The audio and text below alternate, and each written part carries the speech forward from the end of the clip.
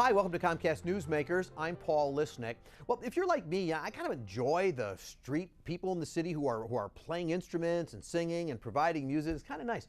Well, not everybody likes it. Some people say, hey, you're invading my privacy and my quiet. Who's right? Who's got to deal with it? Meet my guest. He's got to deal with it.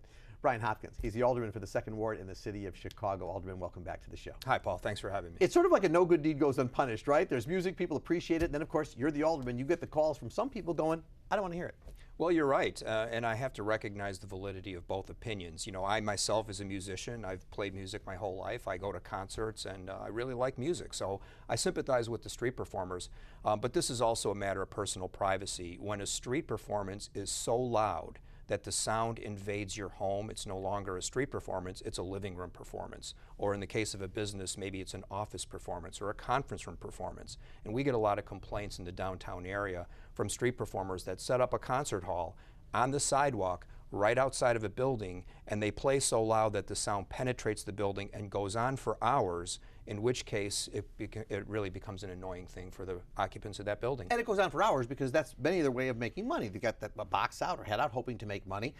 Your ward, you know, when you think about this in the city, but I'm thinking about this in the 2nd Ward, you've got a diverse ward, a strangely drawn ward, but as a result of that, you can almost look at the east and west parts of your ward and they're very different lifestyles. Oh, they are, and this really has come to light in this one particular issue. As an alderman now for 2 years representing a unique ward like the 2nd Ward, I haven't really found myself in too many situations where parts of my ward were at odds with each other, but this one definitely meets that qualification. I've got the western part of my ward where I've got artist colonies and I've got a lot of musicians who are very much against regulating street musicians in any way at all. And then I've got the eastern part of my ward, the high rises on Michigan Avenue where I myself live, and my neighbors have told me for years that this drives them crazy, particularly the bucket boys and some of the percussion instruments. When it goes on for a long, long time, it becomes a quality of life issue for them. So just a little bit of time left. So you're addressing this, you've written an ordinance, City Council will deal with it. What are you calling for? Well, we're having a very reasonable compromise. We're allowing the street performers to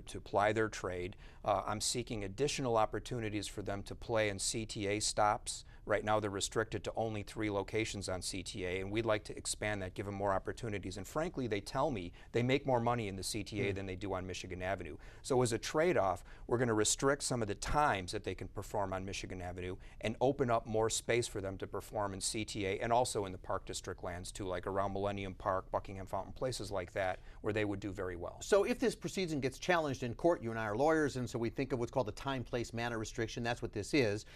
But your thought is that if a court looked at this, they would find this to be a reasonable one. It would. It passes the argument of being a reasonable restriction, and in addition to that, this is commerce, right? The First Amendment has some exceptions when it's commercial speech.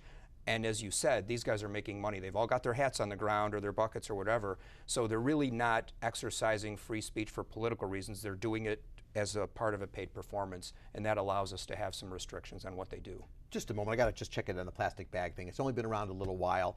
Is it about money? Is it about changing people's behaviors? How's it going so far? Well, so far it's going well. People didn't like it at first. In fact, I've never seen so many people angry about 7 cents. It's, you know, it's something that people felt very passionate about, even though it's a small amount of money. But it wasn't about the money. We're not trying to make a profit on a 7-cent transaction here.